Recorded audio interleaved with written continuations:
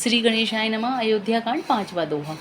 कह्यों भूप मुनिराज कर, जोई जोई आय सुहोय। राम राज्य अभिषेक हित, बेगी करहूँ सोई सोई।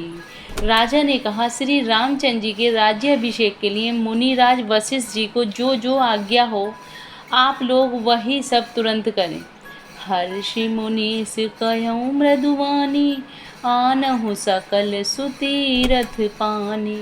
औषध मूल फूल फल पाना, कहे नाम गनि मंगल नाना। मुनिराज ने हर्षित होकर कोमल वाणी से कहा कि संपूर्ण श्रेष्ठ तीर्थों का जल ले आओ। फिर उन्होंने औषधि, मूल, फूल, फल और पत्र आदि अनेकों मांगलिक वस्तुओं के नाम गिनकर बताए। चामर चरम बसन बहुभांति, रोम पाट पट अगिनत जाति।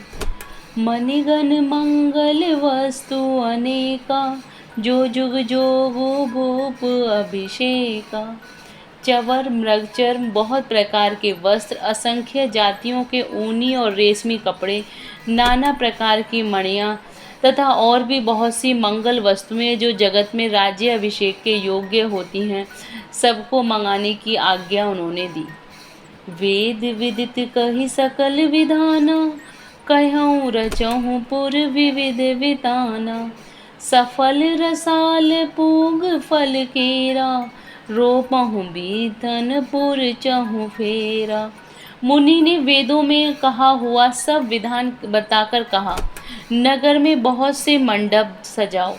फलों समेत आम, सुपारी और केले के वृक्ष नगर की गलियों में चारों ओर रोप दो। रजहूँ मंजू मणि चौके चारू, कह्यों बनावन बेगी बजारू। पूजहूँ गणपति गुरुकुल देवा, सब विधि करहूँ भूमि सुर सेवा। सुंदर मणियों के मनोहर चौक पुरवाओ और बाजार को तुरंत सजाने के लिए कह दो। श्री गणेश जी, गुरु और कुल देवता की पूजा करो और भूदेव ब्राह्मणों की सब प्रकार से सेवा करो। छठा दोहा। ध्वज पताक तोरण कलश, सजहूँ तुरग रथ नाग। सिर धरि मुनिवर वचन सबु, निज निज काज ही लाग। ध्वज, पताका, तोरण, कलश, घोड़े, रथ और हाथी सबको सजाओ। मुनि श्रेष्ठ वशिष्ठ जी के वचनों को सिरोधार्य करके सब लोग अपने अपने काम में लग गए। जो मुनीस जेहि आय सुदीना, सो तेहि काजु प्रथम जनु कीना। विप्र साधु सुर पूजत राजा, करत राम हित मंगल काजा। मुनीश्वर ने जिसको जिस काम के लिए आज्ञा दी, उसने वह काम इतनी शीघ्रता से कर डाला कि मानो पहले से ही कर रखा था।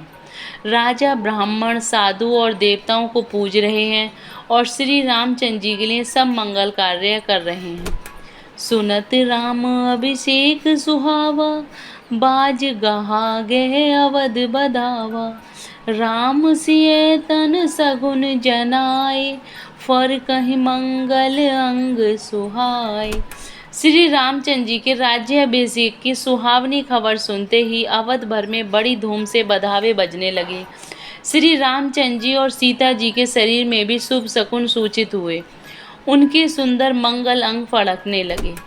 पुलकित प्रेम बरस पर कहीं, भरत आगमन सूचक एहीं। भये बहुत दिन अति अवसेरी, सगुन प्रतीति भेंट प्रिय केरी। पुलकित होकर वे दोनों प्रेम सहित एक दूसरे से कहते हैं कि ये सब शकुन भरत के आने की सूचना देने वाले हैं। उनको मामा के घर गए बहुत दिन हो गए हैं, बहुत ही अवसर आ रहे हैं, बार बार उनसे मिलने की मन में आती है। शकुनों से प्रिय भरत के मिलने का विश्वास होता है। भरत सरस प्रिय को जग माही, यही सगुन फल दूसर नाही। राम ही बंधु सोच दिन राति, अंडे ही कमठ हृदय जेहि बाती। और भरत के समान जगत में कौन प्यारा है? शकुन का तो बस यही फल है और दूसरा नहीं। श्री रामचंद्र जी भाई भरत का दिन रात ऐसा सोच रहते हैं जैसे कछुए का हृदय अंडों में रहता है। सातवां दोहा। एही अवसर मंगलु परम सुनि रह सुर निवास, शोभत लखी विधु बढ़त जनु वारधि बीच विलास। इसी समय यह परम मंगल समाचार सुनकर सारा रनिवास हर्षित हो उठा, जैसे चंद्रमा को बढ़ते देखकर समुद्र में लहरों का विलास सुशोभित होता है।